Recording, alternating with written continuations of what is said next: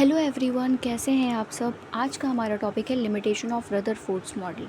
पिछली वीडियो में हमने रदरफोर्ड का न्यूक्लियर मॉडल ऑफ एटम समझा था, जो कि ये मैंने आपको बताया था, जिसमें मैंने आपको बताया था कि जो एटम का सारा मास होता है वो एक बहुत ही छोटा सा पॉजिटिवली चार्ज डेंस रीजन में और सेंट्रल रीजन में कंसंट्रेटेड होता है, जिसे न्यूक्लियस बोलते हैं, और उसके चारों ओर इलेक्ट्रॉन्स रिवॉल्व करते हैं। लेकिन यहीं से एक प्रॉब्लम शुरू हुआ थी। अगर आपको याद तो मैंने क्या बोला था आपसे, ये कौन से ऑर्बिट्स होते हैं, ये होते हैं सर्कुलर ऑर्बिट्स। ओके, लेकिन यहाँ से एक बहुत बड़ी लिमिटेशन इनकी आई। ठीक है, अब वो क्या लिमिटेशन थी उसके बारे में बात करते हैं। ये मॉडल देने के बाद क्या हुआ भाई, ये जो मॉडल इन्होंने दे दिया, कौन सा मॉडल था, न्यूक्लियर मॉडल। ठीक है, ये देने के बाद रदरफोर्ड तो हो गए बड़े खुश। अब चिंता ही नहीं है लाइफ में, मैंने तो वही एटम का सारा प्रॉब्लम सॉल्व कर दिया। ओके, रदरफोर्ड क्या है, ये रदरफोर्ड है, आर से डिनोट कर रही हूँ मैं।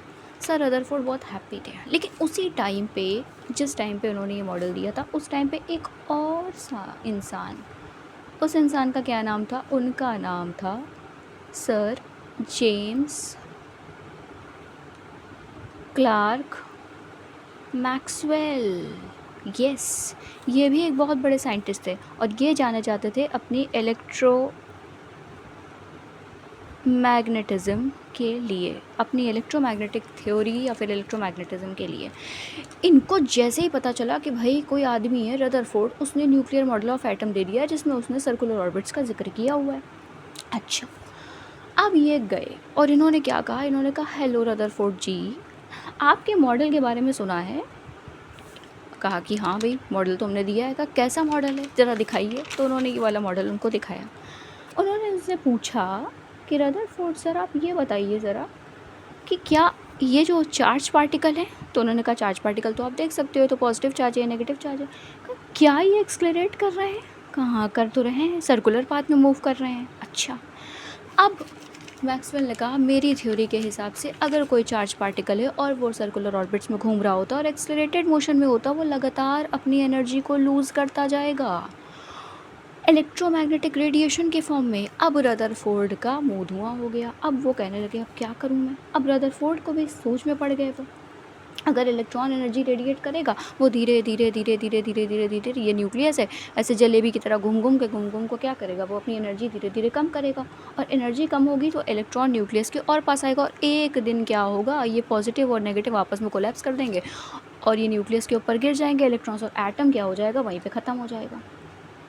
ठीक है, देख रहे हैं आप क्या हो गया। लेकिन रियलिटी में ऐसा होता ही नहीं है भाई। एटम तो स्टेबल होता है, हमें पता है एटम क्या होता है, स्टेबल होता है भाई। एटम स्टेबल होता है, एटम टिका रहता है। एटम ऐसे थोड़ी हो जाता है कि बार बार कोलैप्स कर जाएगा। अगर कोलैप्स कर जाता तो मैटर कैसे बचता, क्योंकि एटम तो बिल्डिंग ब्लॉक ऑफ मैटर होता है।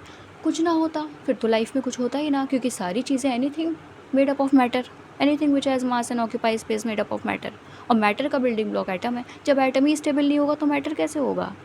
रियलिटी में ऐसा होता ही नहीं है।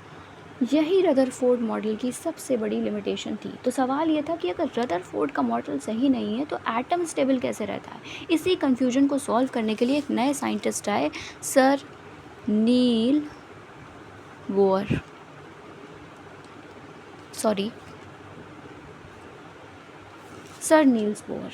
माफ़ करिएगा, हैंड राइटिंग थोड़ा सा कॉम्प्रोमाइज़ कर लीजिएगा प्लीज़, क्योंकि हैंड राइटिंग बहुत सुंदर नहीं है मेरी। ओके, चलिए ठीक है, आगे बढ़ते हैं।